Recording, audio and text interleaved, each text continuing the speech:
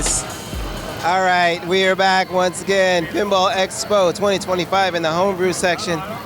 A special treat right here. If you're a V-pinner, this looks familiar to you because the playfield at least, because this is Cuphead that you can download on VP Universe.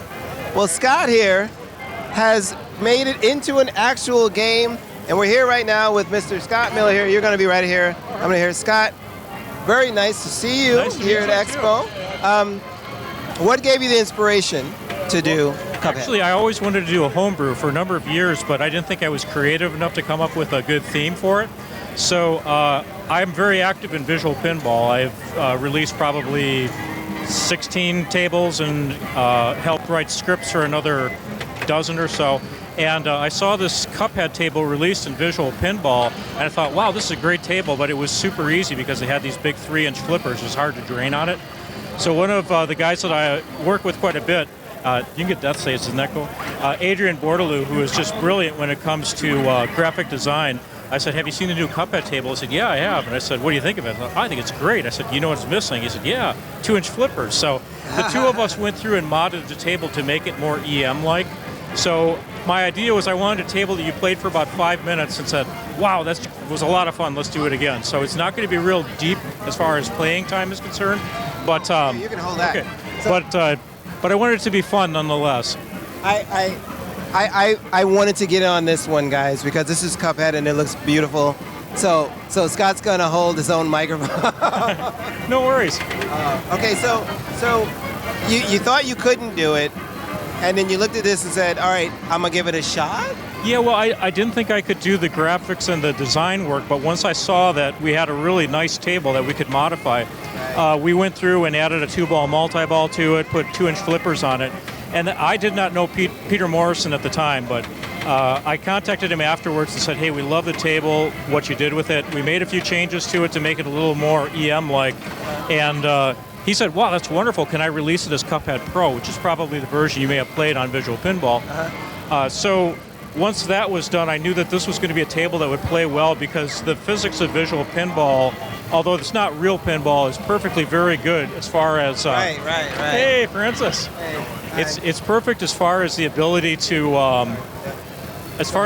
mimic the shots and tune things. So I knew it was going to play well in reality, Okay. and that got me started with my pre-Whitewood, if you will. Okay. And so, where did you build this? In your garage? I built this in my basement, sort of during COVID. It finished up in 2021, and it's coded in Mission Pinball Framework.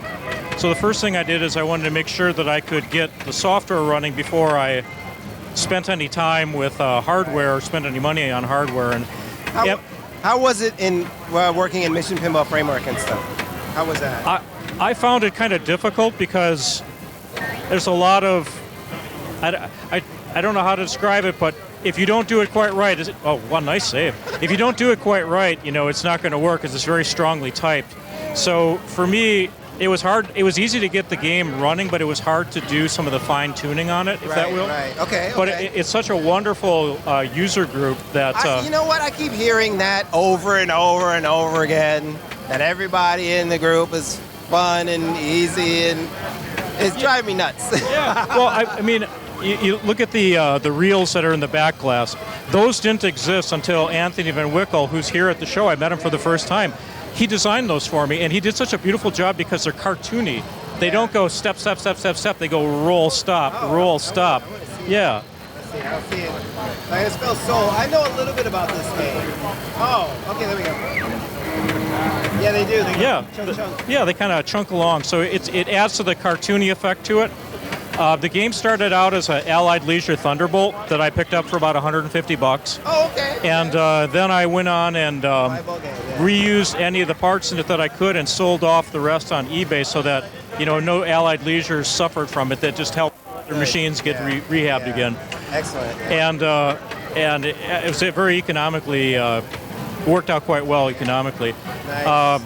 Then once the Whitewood was done, I had my friend Ben Heck stop by. My friend Ben Heck. Ben Heck, yeah. Are you friends with Ben Heck? Yeah, I am. And he critiqued it for me, which was awesome. Yeah. So he said, well, it's a bad idea to have a direct shot on a pop bumper from the flippers. So I created this little You know, Right. king dice protects the devil, right? Yeah, so yeah. he blocks you from being able to get the devil. That's not in the V-pin. That's not in the V-pin, right? Yeah. There's a number of things that aren't in the V-pin that are in this. There are some things in visual pin, like the V-pin will kick this all the way up here, or kick this. You try to do that with a table that actually kicks upward and outward, you'll break the glass. So I change it so it raked the sides of the drop targets instead. Oh, okay, so you get a clean. You get well, you got a chance at getting a sweep.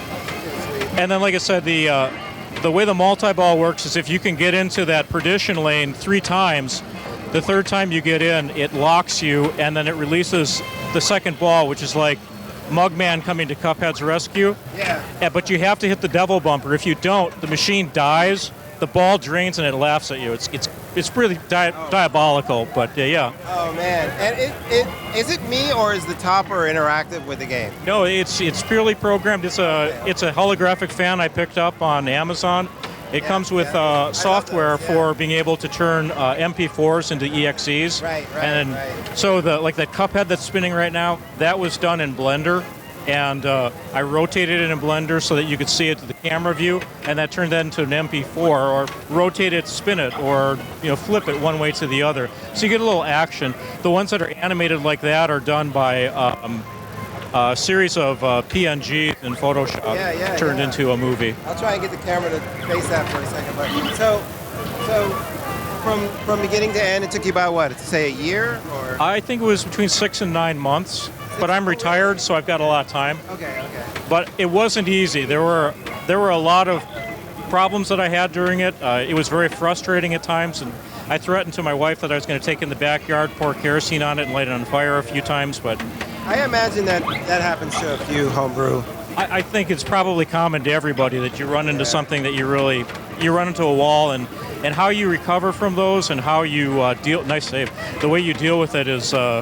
Get big determination as to whether or not it works, and you get death saves because it had 3-inch flippers, and so the drain is small. So don't give up on a ball when it drains, because you might be able to get it back. Isaiah, play one more solo. Yeah. The graphics are all done by hand. They're decals.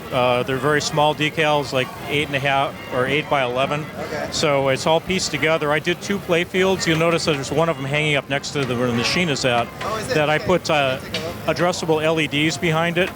So, and it's driven by a ESP32 in the ball trough area. So all the plastics are done. They were CNC'd, and the graphics are done in clear, inverted, put on the back of it, and then white over the top of that for the occlusion, so that it looks like a silk screen. Scott, how did you feel once you started getting this thing flipping and it was actually reacting? It was no longer a virtual pin, it was an actual pin. How did that feel? Yeah, it was really cool. Even just setting the blank piece of plywood in as a whitewood before, and it's like, wow, this looks like something, yeah. This looks like something. Yeah.